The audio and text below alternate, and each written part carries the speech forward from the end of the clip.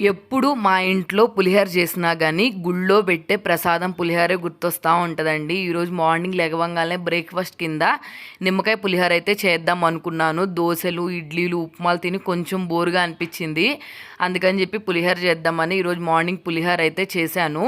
First రైస్‌ని ఉడకబెట్టుకొని దీన్ని ప్లేట్‌లో ఆరబెట్టేసుకున్నాను. నెక్స్ట్ ఒక బాండీ తీసుకొని అందులోకి ఆయిల్ యాడ్ చేసుకొని, ఏరుశనగపప్పు, పచ్చెనపప్పు, పసుపు, ఆవాలు, జీలకర్ర అన్నీ యాడ్ చేసుకొని అవి కొంచెం ఫ్రై అయిన తర్వాత ఎండుమిర్చి, పచ్చిమిర్చి వేసుకొని ఇవన్నీ బాగా ఫ్రై అయిపోయిన తర్వాత లాస్ట్ అండ్ ఫైనల్గా కరివేపాకు.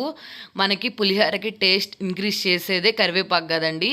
ఇవన్నీ బాగా ఫ్రై అయిపోయిన తర్వాత మనం ముందుగా ఆరబెట్టుకున్న రైస్లో అయితే ఇవన్నీ బాగా మిక్స్ చేసేసుకోవాలి. తాలింపు మిక్స్ చేసిన తర్వాత అంతా చల్లగా ఆరిపోయిన తర్వాత నిమ్మకాయ రసం యాడ్ చేసుకోవాలి. నేను నిమ్మకాయ రసము ఎలా స్టోర్ చేసుకుంటానో మన ఛానల్లో ఉంది, చెక్ చేయండి ఒకసారి.